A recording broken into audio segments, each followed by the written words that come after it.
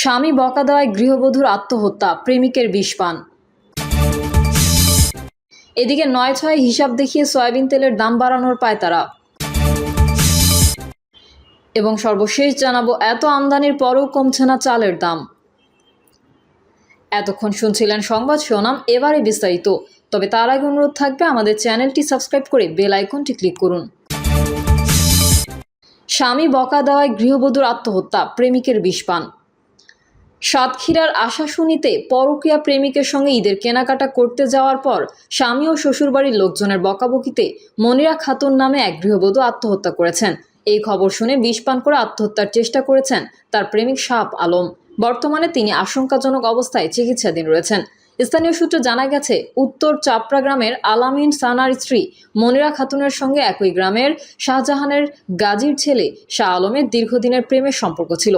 বিষয়টি জানতে পারেন মনিরার শাশুড়ি, যা তিনি তার ছেলেকে জানান। তবে আলামিন বিষয়টিকে গুরুত্ব দেননি। শুক্রবার সন্ধ্যা 7টার দিকে মনিরা ও শাহ আলম একসঙ্গে বধুহাটা বাজারে গিয়ে ঈদের পোশাক কিনে বাড়ি ফেরেন।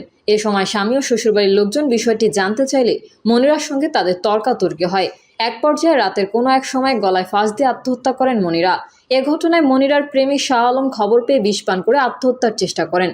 পরিবারের সদস্যরা বিষয়টি বুঝতে পেরে তাকে উদ্ধার করে আশাশুনি হাসপাতালে নিয়ে যান। পরে অবস্থার অবনতি হলে তাকে সাতক্ষীরা সদর হাসপাতালে স্থানান্তর করা হয়। বর্তমানে তিনি সেখানে চিকিৎসাধীন। মনিরার স্বামী আলামিন বলেন, আমার স্ত্রীর সঙ্গে শাহ আলমের প্রেমের সম্পর্ক ছিল বলে শুনেছি। তারা একসঙ্গে ঈদের বাজার করে বাড়ি ফিরলে আমি জানতে চাই। এরপর সে আত্মহত্যা করে।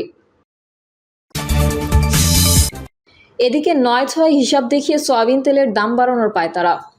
সয়াবিন তেলের দাম প্রতি লিটারে ১ লাফে ১৮ টাকা বাড়ানোর প্রস্তাব করেছেন ভোজ্য তেল পরিশোধন কারখানার মালিকেরা। ঈদের ছুটির আগে শেষ কর্মদিবস গত বৃহস্পতিবার ট্যারিফ কমিশনে এই বিষয়ে চিঠি দিয়ে সুকৌশলে অস্বাভাবিক দাম বাড়ানোর পায়তারা করেছেন ব্যবসায়ীরা। কারণ ওই চিঠিতে তারা জানিয়েছেন ১ এপ্রিল থেকে এই বর্ধিত দাম কার্যকর হবে। অথচ পুরো সময় সরকারি ছুটিতে থাকায় এর মধ্যে দাম বৃদ্ধির বিষয়টি পর্যালোচনার সুযোগ থাকছে না সরকারের। দাম বাড়ানোর কারণ হিসেবে আমদানি পর্যায়ে শুল্ক কর অব্যাহতির মেয়াদ শেষ হওয়াকে উল্লেখ করা হয়েছে। যদিও শুল্ক করের এই হিসেবেও রয়েছে ৯/৬ অভিযোগ। ফলে শুল্ক কর অব্যাহতির মেয়াদ শেষ হলেও দাম বাড়ানোর প্রয়োজন আছে কিনা অথবা কতটা দাম বাড়ানো উচিত সে বিষয়ে প্রশ্ন দেখা দিয়েছে। সরকারের অনুমোদন ছাড়া সয়াবিন তেলের দাম বৃদ্ধি বেআইনি। তবে দীর্ঘদিন সেই আইনের তোয়াক্কা করেনি ভোজ্য তেল পরিশোধন কারখানার মালিকেরা। বিগত সরকারের সময় দফায় দফায় এভাবেই ট্যারিফ কমিশনে চিঠি দিয়ে দাম বাড়ানো হয়েছে। অনেক ক্ষেত্রে না জানিয়েও দাম বাড়িয়েছে। ভোজ্য তেল ব্যবসায়ীরা বলছেন, এ সময় ভ্যাট অব্যাহতির মেয়াদ বাড়ানো হলে দাম আগের মতোই থাকবে। আর যদি শুল্ক কর রেয়াতের এই সুবিধা উঠে যায়, তাতে আমদানি খরচ বাড়বে। ফলে দাম বাড়ানো ছাড়া আর উপায় থাকবে না। এসব বিষয়ে বাণিজ্য মন্ত্রণালয়ের আমদানি ও অভ্যন্তরীণ বাণিজ্য দপ্তরের অতিরিক্ত সচিব আব্দুর রাজ্জাক জাগো নিউজকে বলেন, দাম বাড়ানোর প্রস্তাব তারা নিজেরা কার্যকর করলে সেটি সরকার অনুমোদিত হবে না। দাম বাড়ানোর প্রস্তাব অনুমোদন করা হয় বৈঠক করে, যা এখনও অনুষ্ঠিত হয়নি। সংসারের খরচ বাড়বে। সয়াবিন তেলের এই অস্বাভাবিক দাম বৃদ্ধিতে সাধারণ মানুষের খরচ বাড়বে। শুধু ভোজ্য তেলের পেছনে সংসারের খরচ মাসে অন্তত ১০০ টাকা বেড়ে যাবে। বোতলজাত সয়াবিন তেলের দাম সর্বশেষ গত ৯ ডিসেম্বর বাড়ানো হয়েছিল। তখন লিটার প্রতি দাম নির্ধারণ করা হয় ১৭৫ টাকা। আগামী ১ এপ্রিল থেকে প্রতি লিটার বোতলজাত সয়াবিন তেলের দাম নির্ধারণ করা হয়েছে ১৯৩ টাকা। সেই হিসেবে লিটারের দাম বাড়ছে ১৮ টাকা। ৫ লিটারের বোতলজাত সয়াবিন তেলের দাম নির্ধারণ করা হয়েছে ৯৩৫ টাকা। একইভাবে খোলা সয়াবিন ও খোলা পাম তেলের দাম নির্ধারণ করা হয়েছে লিটার প্রতি ১৭০ টাকা। বর্তমানে সরকার নির্ধারিত দাম লিটার প্রতি ১৫৭ টাকা। এই হিসেবে খোলা সয়াবিন ও পাম তেলের দাম বাড়ছে লিটার প্রতি ১৩ টাকা। এত আমদানির পরেও কমছে না চালের দাম। গত কয়েক মাসে সরকারি পর্যায়ে চালের আমদানির প্রবণতা যে কোনো সময়ের চেয়ে বেশি। বেসরকারি পর্যায়েও আমদানি হয়েছে ভালো পরিমাণ চাল। ব্যবসায়ীদের আনা ভারতের বিভিন্ন ব্র্যান্ডের চিকন চাল এখন বাজারে কিনতে পাওয়া যাচ্ছে। বাজারে সরবরাহ ঘাটতিও নেই। এত আমদানির পরেও কমছে না দাম। খাদ্য মন্ত্রণালয় বলছে, গত জুলাই থেকে এই পর্যন্ত দেশে ৪,২২,০০০ টন চাল আমদানি হয়েছে সরকারি পর্যায়ে। ৪ দেশ থেকে আমদানি চুক্তি করা হয়েছে ৯ লাখ টন। এছাড়াও বেসরকারি পর্যায়ে যেখানে গত অর্থ বছরে চাল আমদানির পরিমাণ শূন্য ছিল, সেখানে এই অর্থ বছরে বিগত ৯ মাসে ২,৮৬,০০০ টন চাল এসেছে। এছাড়াও সরকারের গুদামে এখন মজুত রয়েছে ৯,২৪,০০০ টন চাল। এত আমদানির পরেও প্রায় 1.5 বছর ধরে দেশে চালের দাম ঊর্ধ্বমুখী। শেষ 6 মাসে প্রতি কেজি চালের দাম প্রায় 10 টাকা বেড়েছে। চিকন চালের দাম এখন সর্বকালের সর্বোচ্চ। এখন মোটা চাল প্রতি কেজি 60 টাকা ও চিকন চাল সর্বনিম্ন 80 টাকায় কিনতে হচ্ছে।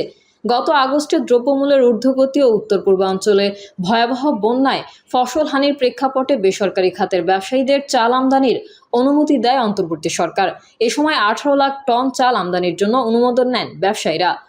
তবে ব্যবসায়ীরা যেই পরিমাণ চাল আমদানির অনুমতি চেয়েছিলেন তার চেয়েও অনেক কম পরিমাণ চাল আমদানি করেছেন। সেদিক থেকে সরকারের চাল আমদানির প্রবণতা বিগত যে কোনো সময়ের চেয়ে অনেক বেশি গতিশীল। খাদ্য অধিদপ্তরের সংগ্রহ বিভাগের পরিচালক মনিরুজ্জামান জাগো নিউজকে বলেন, আমরা 9 লাখ টন চাল আমদানি করেছি, টেন্ডার করেছি 6 lakh ton, 2.5 lakh ton G2G এবং আরও প্রায় 50,000 টন মিলে মোট এই চাল আনা হচ্ছে। এর মধ্যে প্রায় অর্ধেক এসেছে। চট্টগ্রাম ও মংলা বন্দরে জাহাজের জট হয়ে গেছে, আমরা খালাস করতে হিমশিম খাচ্ছি। 2 বন্দরে 8টি জাহাজের চাল খালাস কার্যক্রম চলমান। ব্যবসায়ীরা বলছেন, ভারত, মিয়ানমার ও ভিয়েতনামের চালের দাম বেশি হওয়ার কারণে অনুমতি নেওয়ার পরেও তারা কাঙ্ক্ষিত পরিমাণে চাল আনতে পারছেন না।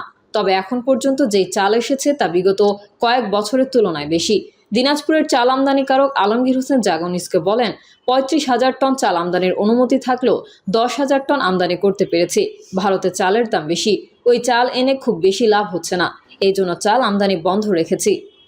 তার মতো আরও কয়েকজন আমদানিকারক জানান, আমদানি করা চাল স্থানীয় বাজারে লাভজনক নয়, এই কারণে পুরো পরিমাণ চাল আমদানি করেনি তারা। তবে আমদানি যে পরিমাণে হয়েছে সেটা বাজারে ছেড়েছেন।